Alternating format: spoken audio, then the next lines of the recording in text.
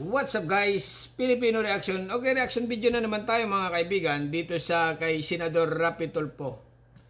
Na talaga namang nagtitrending ngayon dito sa abroad ay tungkol ito sa mga APAM. Talaga namang dumadami ang APAM sa Pilipinas dahil nga ang Pilipinas ay napakagandang bansa, kaya naman ang mga APAM ay sumusugod sa Pilipinas para mag-aliw, mag-enjoy. Kaya lang ay may mga kababayan tayong sila ay naluloko, okay? Or ang mga APAM na mismo ang nagkakamali sa kanila or naluloko. O ito na mga kaibigan, ang nagtitrending karma daw. Ito kay APAM, sabi ng netizen. Okay, so nothing happened yet between you and Mr. Kai? No have any involving relation about him. Even sex video or anything? No have any video. No have. He didn't see my post seven. My post seven. He didn't. No. Why is this story? Why this story? So much investing story. How come he touched me? He f***ing me. I don't have relation with him. I am the victims of this story. So hindi talaga tayo. No, English, ma'am. So for all the people in Philippines, I am only the victims of this story to promise, I believe the promising for someone. Mr. Jimmy Kite, good morning to you, sir. Good morning, sir. Okay, your wife's here with Ayan, us. mga kaibigan, si Jimmy Kai, okay? Foreigner, nasa linya ay yung babaeng ating kababayan. Okay? Would you care telling us your complaint, Mr. Kite? I met the girl Janet when she was staying with my wife and her sister, and she contacted me desperate, and I tried to help her as a friend. She told me about the problems at her farm and tried to become romantic with me. I paid off the loans for her farm and her house, and got her out of trouble. And she told me that she would turn the land, all 4 properties over to me. I invest for crops, bananas and rice. And then she's sick, I pay her medical bills, and then she goes to jail in Manila for trying to travel with unpaid bills and is arrested. I paid to get her out of jail, and then I found out that everything is a lie. But did your wife Yes. know about your relationship with Janet? She knew that her and I were together, yes, but only for talk. What can you say about this? You were never informed or you didn't know I don't what was know, sir. happening at that No. time when Mr. Kite, your husband, and Janet were having a relationship. The only I know because he called me that to go to Davao and take back all the properties. But that's too late. Last week only. Only sir. last week. Yes, sir. Last week. He was able to hide it from you for a long time. Bago-bago lang mga kaibigan, ha? Last week lang pala ito nangyayari. Okay? Jimmy Wright. Jimmy Kite. Okay? Ganda ng pangalan mga kaibigan, ha? Yes, sir. So what happened after he informed you about his relationship with Janet? I tried to contact Janet because he gave me the Janet's number and I pretend to be his because they are already talking about returning the property. Okay. So I talked to Janet and I said Oh, you I pretended. pretend to be a employee of Mr. Jimmy Kite. Kite. And then she gave me all the details. The Evidence. details from the time he met until March. She met Mr. Kite and until March. And then she recorded 6 hours a voice recorded call in my cell phone. But everything she said is a lie. And she said, Mr. Kite is the very bad person. Ganon. Because she doesn't know that I am the wife. She tell everything. She even said in this recorded call that she's in the hotel in Davao with my husband. Mr. Kite and her stayed in a hotel, Yes. and you didn't know about this. No, she told me in the voice recorded call because she doesn't know that I am the wife. How many properties are we talking about, Mr. Kite? 2 farm properties and 2 houses. How about to your wife, Larnie? Were you able to buy her as well 2 houses and 1 farm? No, only the house here. Man, that's unfair. So that Alright, yan talaga mga kaibigan, ha? Ibig sabihin ito mag-asawa. Okay? Itong si lalaki ay ng babae. Oh. means you invested more to your girlfriend as opposed to go to your wife. More numbers, but more dollars for this house. This house is worth $20 million. In America, yes. How about with your girlfriend's house? I don't know the value. I know I paid 350,000 pesos to pay off the loan, so it isn't taken. So altogether, how much money do you think were you able to give Janet? About US? 6 million. 6 million. I paid for all of the crops and all of the labor to clean the land. I bought a truck, other equipment. Most of it is for the farm. Were you able to see the title of the farm that you bought for Janet? I never saw papers. When was the last time you were in Minnesota, Miss Larney, and talked to your husband? July 13 last year, sir. What was the reason that you came home? It's my mother's Okay. very sick, and Alright. I have another cases to attend. Okay. So I go. Ibig sabihin, matagal na ang relasyon nitong dalawa na ito, itong mag-asawa na ito. Mag-asawa ito, yung mga kaibigan eh. Okay? Medyo magulo dahil nag-aaway nga, basahin nga natin mga ibang comment. If was the wife, I'm not gonna deal with the best divorce. Divorce na agad ah. Ha ha ha. Grabe si ate. Okay, sana all. Continue pa nga para lalo nating maintindihan mga kaibigan kasi nga medyo magulo ang mga pangyayari. Ha? Dahil ito nga ang lalaki daw ay ng babae. Kaya nagkaluko-luko na ang buhay. Okay? Home, but he doesn't allow me to go home.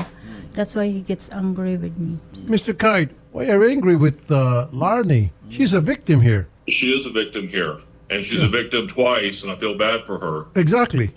She left America, and I was very angry that she left. We had a fight, and she left. And then when I started talking to Janet started telling me lies about Larney mixed with truth.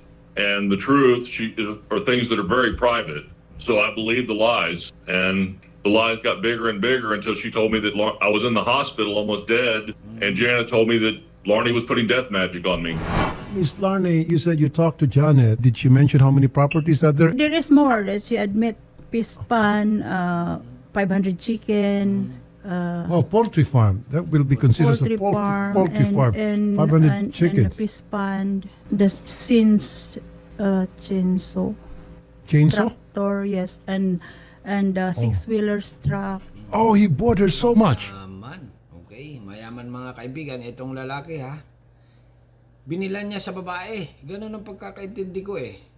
Nang babae siya, ito yung tunay niya asawa eh. Okay, ngayon nagreklamo kayo. Nireklamo nila yung babae nito. Nagpaloko. Nako. And did she also mention that she's willing to turn it back to Mr. Kite? No, she doesn't want. Mr. Kite, what really hurts here is that you bought a lot of properties. You invested so many things with this girl, Janet, when in fact with your wife, you only bought her one house. You're right about all of this. I just may Janet Gabayo Moljon inireklamo, okay? Inireklamo na mag-asawa. Nako. Si kabayan. Miss Janet, what they want you to do is return Ayan na mga some of kaibigan, those. ayan na si Miss Janet nasa gitna. Ayan na. Okay. Usap-usap na. Talaga naman. Nako. Love triangle mga kaibigan ha. Ulitin natin ang istorya nito. Okay. Ito si Senador Rapi Tulfo. Ito yung asawa na nitong puti. Ayan. Ito yung kabit. Okay. Or juwawa. Or friend. Siguro. Na itong lalaki ay nagbigay ng kapirahan. Okay. Kapirahan. Or panghanap buhay siguro. Or kayamanan. Or alam na. Ari-arian, binili nitong lalaki binilhan. Okay, dito sa Juwawa. Okay, continue lang. May asawa All those properties that were given to you by Mr. Kite. Sir Rapi Tulfo, actually, Mr. Kai, he was offering me about helping, and that's the reason that I didn't back for my work abroad, because he told me, stop, don't go for work abroad, and I will help you. And by the way, I'm not asking him about helping. He's the one offer me and everything. Oh. Ibig sabihin, helping you everything? For what? So that's why when this time he found another lady there in I don't know which place. So he told me that he wants me to sign my papers, all my property documents. Naiiyak si Apang mga kaibigan. Kasi nga naman, sir, nang babae ka kasi, may asawa ka na. Okay lang mababae, huwag kang papahuli. Or naggastos ka sa babae mo. Ayan. and to same he's the one who rent for 50 years.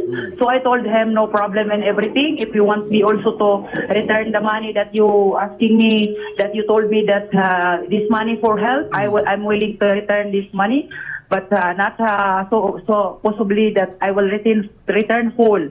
But he is the one who searching find problem. So I told him already that I'm going to wait to take my indemnity for my work there. So that's why I told them that I will return little by little. Larnie has proof in her hands right there that everything you just said is a lie. She is Ganitong babae, mga kaibigan, bakit ba gaganda-gandang Pilipina, hindi na lang naghanap ng maayos na Pinoy? Talagang kita nyo naman mga kaibigan ng ebidensya. Kung halimbawa lang ito may asawa, okay? Ito babae. Nagka-inlaban. Kayo ba ay naniniwala sa in love forever na nangyayari sa buhay or talaga namang pera lang ang dahilan? Okay, continue. Is every chat, every financial record, and proof that your indemnity is gone. What kind of lie? Prove me You that did you are not say talking. what- Prove me all what you are saying that lie, because I'm not asking you. This money you sending, you told me that you are the one who financed the farm rice. So the farm rice last month, too much flowed for the water. I told you there is a rice, but we need a insecticide for the golden alcohol. But you are too much talking like this. I'm not eating your money by myself. All what I'm doing for your money, for your transaction, for all your plans. I am the victim said- for your promise. You promised me everything. If you want to file any case, do it. Because everything I ask you, you give me for help. Not I am using by myself, Mr. Kite. Attorney Ganon. Ibig sabihin mga kaibigan, yung foreigner tumulong sa'yo nang walang kapalit ang pagkakaalam mo. Common sense to Okay. I got it. Sorry. Now, the big question is, who has the right to file a case of estoppel against Janet? Would that be the wife or Mr. Kite? Senator, usually in these cases, it will be the registered owner of the property. But since the property was registered under the name of the person we're trying to sue, Yeah. it would be the person whose cash it was that the property was bought with. Well, in this case, it would be Jimmy Kite. Yes, Senator, yes, it would be. For the criminal case. And let me emphasize that we only have recourse to a criminal case because civil courts, you have to come in the courts with clean hands. So civil recovery would be very difficult. Oh, you come to court with clean hands. In this case, Mr. Kite doesn't have clean hands, Yes. so to speak, Yes, I know. because he knew that he's married and he was married at that time, Yes, yes. and he's still married with Larnie Kite. And relationship with someone else, Janet, and gave Janet Yes, all the Senator. money Janet needed to buy all these properties left and right. Yes, Senator. So we can only pursue the criminal aspect of the case easier. The civil cases or the civil recovery would be very difficult in this. Okay, so how can he file a criminal case against Janet when in fact he's in Minnesota, USA? He will have to fly back here in the Philippines in order to conduct his oath Makakasuhan din talaga yung babae. Kasi nga, stop pa yun. before the prosecutor. Otherwise, he would have to undergo an oath or apostille in the Philippine consulate or embassy near him if he cannot fly here. But I would still recommend that he flies back because he needs to personally appear in court whenever this goes into trial. Sir, are you willing to come to the Philippines for you to file a criminal case against Janet so that Of you'll be course. able to recover those properties that you want recovered? Of course. You have proof and pieces of evidence, Mr. Kite, that she was the one who asked those money from you and not you volunteering Yes. to give it to her? Yes. Then let's go. Mahirap may asawa siyang Okay, continue lang Then come to the Philippines and we'll help you file the case. Janet, Yes, sir. you'll be seeing Mr. Kite in court pretty soon. Okay. Okay. Miss Janet, bakit kasi naman? Ay, nako, ang kababayan natin. Everything you said, that Asawa you niya. said, my husband offering you the money. No.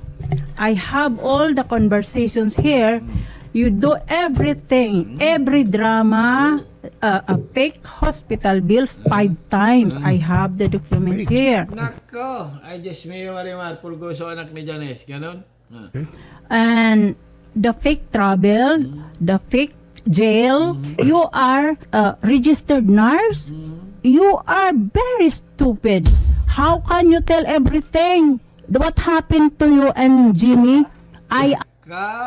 Bulada. Okay, ibig sabihin itong babae talagang purpose mambudol sa foreigner. You I are don't have too. any story about Jimmy because I don't have a relation with him. Oh my God! You even told her, the recorded her, that you. Oh my God! What did she say? What you say? She stay in the hotel and she did do. No, Oh you my are liar. I'm not Oh my gulay anak ni Janice. Diyan. staying with Jimmy in the hotel. Jimmy in the line, ask him. Oh, then do you want to hear No, the you don't. Don't invest any story. I know No, you there's are no not story lying. embedded. Only you did not stay in the hotel with me. We were never alone together. But when you thought Larnie was my agent, you told her that we did. Never. Don't lie. Okay, so nothing happened yet between you and Mr. Kai. Is that what you're saying? No. No No. have any involving relation about him. Continue lang. Even sex video or anything? No have any sex video. No have. He didn't see my post Kevin. My boobs never. He didn't. No. Why? This story. Why this story? So much investing. Ibig sabihin ay wala talagang nangyayaring ang mga pangyayari ng mga nangyayaring mga ganyan-ganyang bagay. Bakit naman nagpadala sa iyo ng kapirahan ito itong mga ganyan? Di ba? Alam na. Sorry. How come he touched me? He f***ing me. I don't have relation with him. Walang relasyon ka dito sa lalaki, bakit nagpadala sa iyo ng kapirahan? Di ba? Or bakit ano yun, mag-i-invest lang siya ng bahay di ba? Ganyan. This is true. We're only saying that you said that to Larnie when you thought she was the agent. Huwag kayo umamin. Pag umamin kayo, lalo kayo Ganun yan mga kaibigan, ha? Okay? Rule number 1, huwag kang aamin. Pag umamin ka, yari ka na.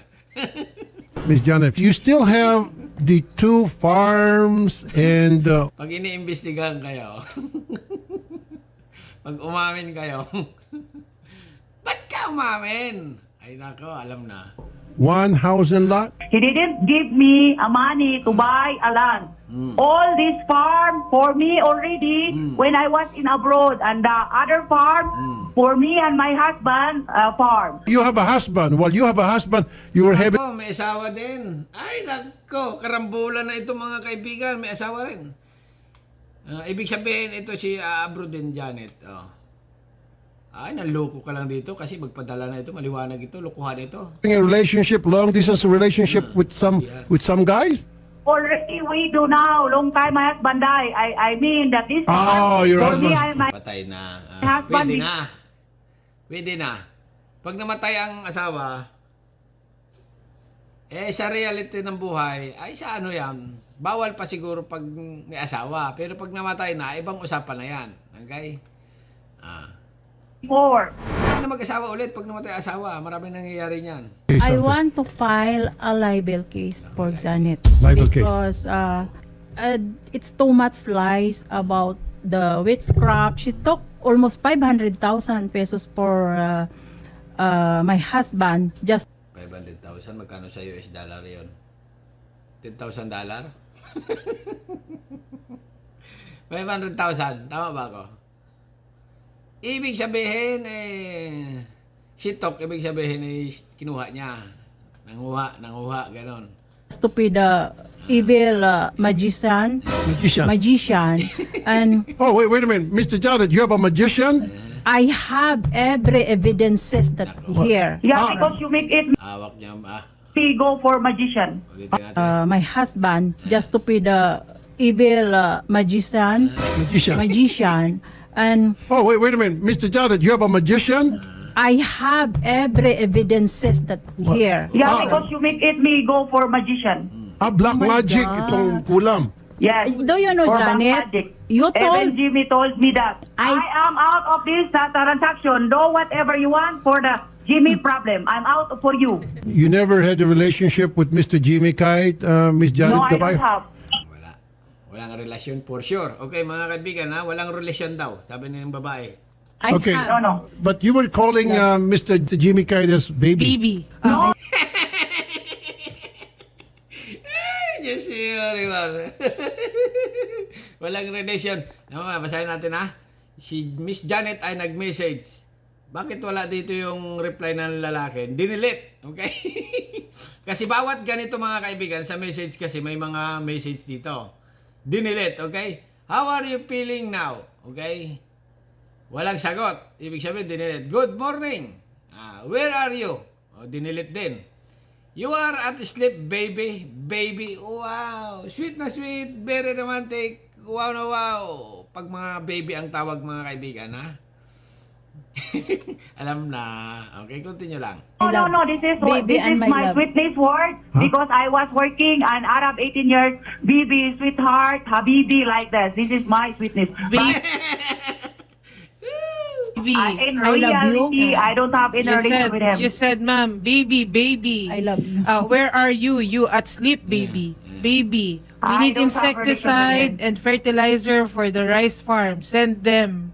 She was Nak- asking money from Jimmy Kite. Almost every day, sir. Almost every day. I Yes, have for the the farm, record. for the Yeah. farm, sir. Miss Janet, do you have a message to all the Filipino people listening to us right now? For all the Filipino people, I am the victims of this story. So hindi talaga Nako. Walang maniniwala sa iyo. tayo. No, English, ma'am. English. So English. for all the people in Philippines, Yeah. I am only the victims of this story. Yeah. So promise, Ikaw pa ang biktima, ikaw nga ang...